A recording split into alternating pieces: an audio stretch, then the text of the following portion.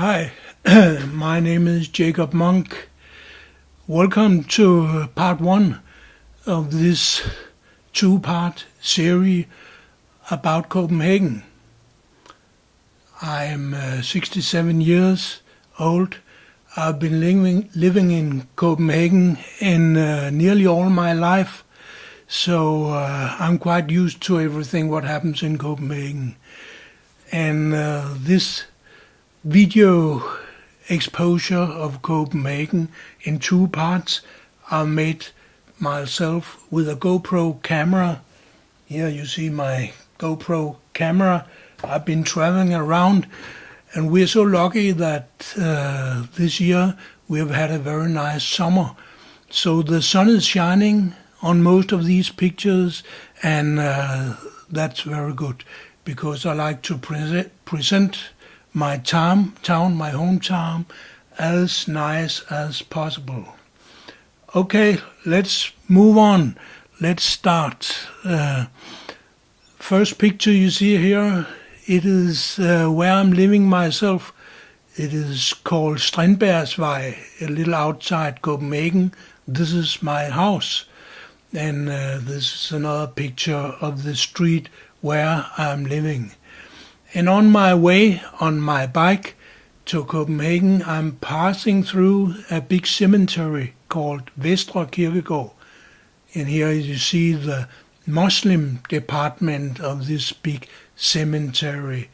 There are a lot of Protestants, Catholics, Muslims, even Jews on this cemetery, but there are different sections of the cemetery, so they are not mixed with each other. And now my tour continues. I'm coming to what is called Cykelslangen in Fisketorvet.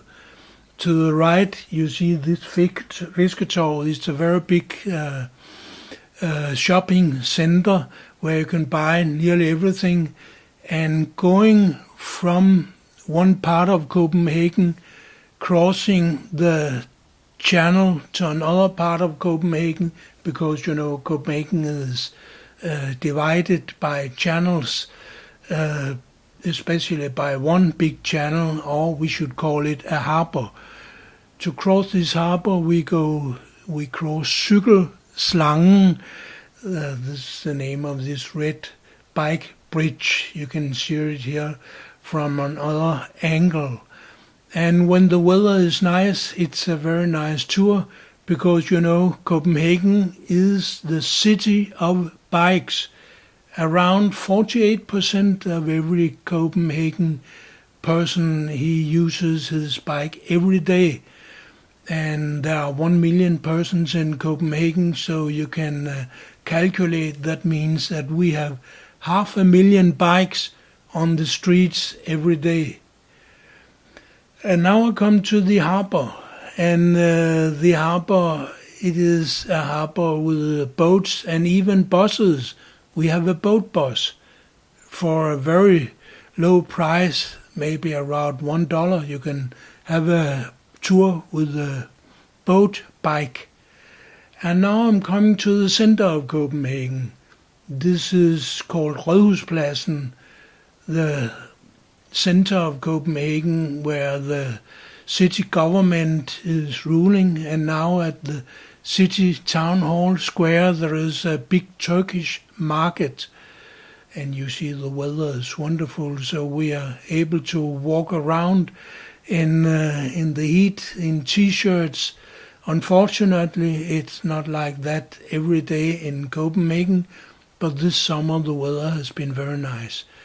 And now I'm having a little rest at a Starbucks restaurant before continuing I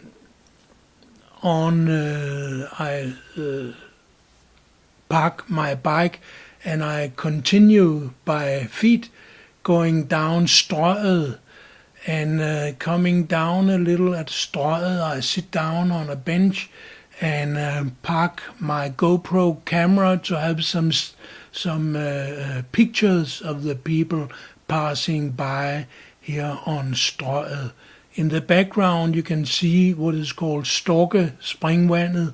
In the old days, when we had a lot of hippies in Copenhagen, they had the Storkespringvandet as the center of the hippie movement in Copenhagen.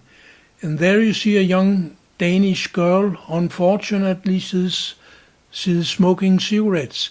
A very bad idea, but too many young women smoke cigarettes. And here you have some very nice grown-up women. I'm proud to say not all Danes are for the right-wing government we have at the moment. These women, they are demonstrating against the Danish participation in the American wars all over the world. We don't want Denmark to be a part of the warmongering NATO alliance. We don't want Danish taxpayers' money to go to buy bombs to ruin and destroy other countries. No, we want Denmark to be a peaceful country. We don't want it like it has been the last 10 years, where a lot of our tax money that goes to the police and the military to do something called fight against terrorism. But this terrorism has the reason that Denmark is a part of a terrorist alliance called NATO and is bombing and destroying countries at the moment. Syria, totally illegal in contradiction to FN rules. And now we had the main station, and here we have the monument from the peasants gave the king when they were liberated from the old system before we had democracy in Copenhagen. And here we have the entrance to Tivoli. You know, Tivoli is a big amusement park in the center of Copenhagen.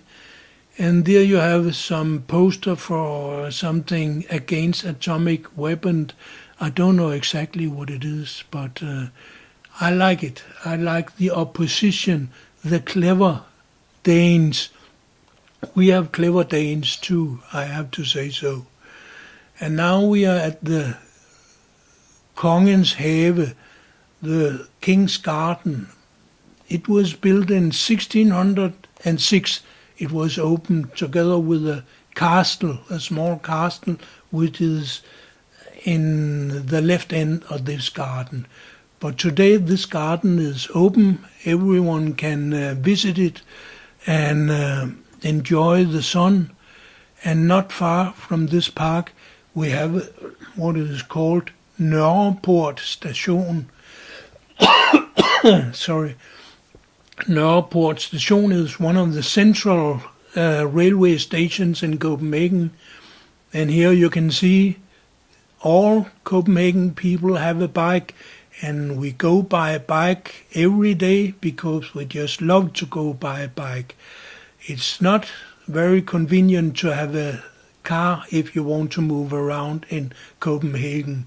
Take a taxi, walk by your legs, or rent a bike if you're a tourist.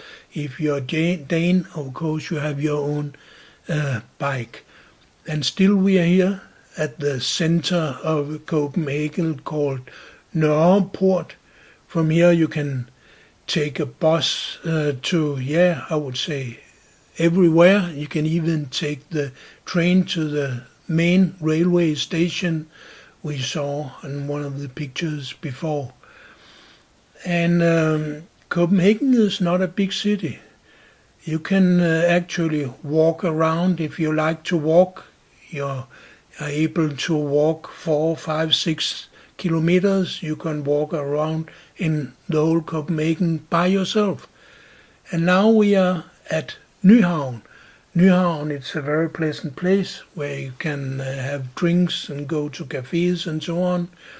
And a little away from Nyhavn we have the English church.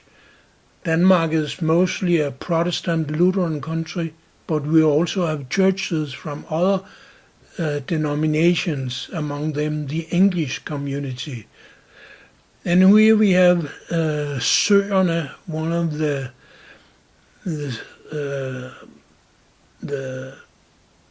one of the seas in the middle of Copenhagen. And here we have what is called Blågårdsgade and Blågårdsplads. Blågårdsplads is on Nørrebro. Nørrebro, it is in the not in the center of Copenhagen, but a little outside the center. Maybe it's 2 or 3 kilometers from the central square in Copenhagen. And this was everything. This is the end of part 1, and I hope you'll follow me, because part 2 is coming very soon. Thank you.